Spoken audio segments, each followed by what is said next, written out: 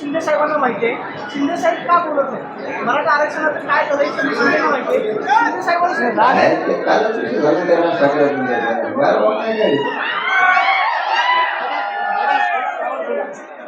काल बोललो ना, पुन्हा बोललं का? खरं बोला, खोटं बोलणार कालचाच विषय ना. काल बोललो त्याच्यावर, काल बोललो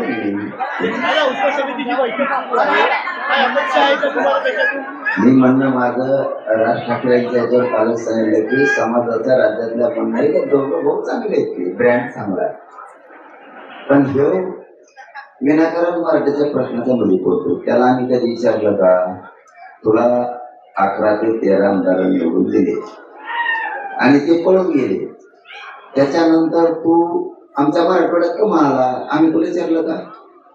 तू काल पुण्यात कमा आला, तुला विचारलं का? तो नाशिक सासरवाडी तू 50 बाऱ्या नाशिकला कमवून येतो, आम्ही तुला विचारलं का? एक दिवस लोकसभेला सुद्धा तो हा गेम केला त्याच फडणवीसनं, त्याच्यानंतर विधानसभेत तो बोर्ड पाडलं तेनीच, तरी तो त्याच्याच उतरून उडीतो, तो बोर्ड पाडलं. हे म्हणजे हे राज ठाकरेमध्ये असं आहे, मानाला भुकायला बोर्ड आहे. त्याच्या घरी नुसता फडणवीस चहा पिऊन गेला की सगळा पक्ष बरोबर झाला तरी त्याला चालतो. असले कुचक्या कामाचं म्हणतात आमच्या खेड्यात, कुचक्या कामाचं.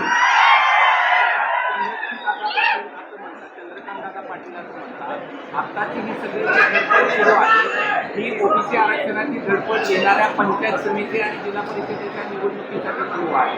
पण त्यांना हे माहीत नाही, जोपर्यंत झालेली होत नाही तोपर्यंत हे होऊ शकत नाही. चंद्रकांत दादा पाटला म्हणा, आम्ही मधल्या काळात तुम्ही पोरांचं चांगले काम केल्यामुळं बोलायचं कमी केलं, तुम्ही आहे.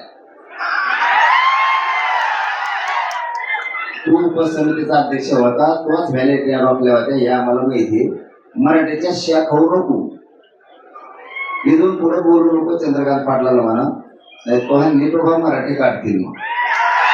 कारण या चंद्रकांत पाटलानेच आमच्या व्हॅलिटी रोखून धरल्या होत्या मुख्यमंत्र्याच्या सांगण्यावर, हे आम्हाला चांगला माहिती. त्यामुळे इथून पुढे वचवच करू नको, कारण तो काय लांब नाही.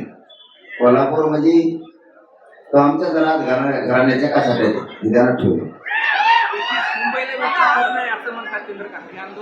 चंद्रकांत पाटला काय अक्कल आहे रे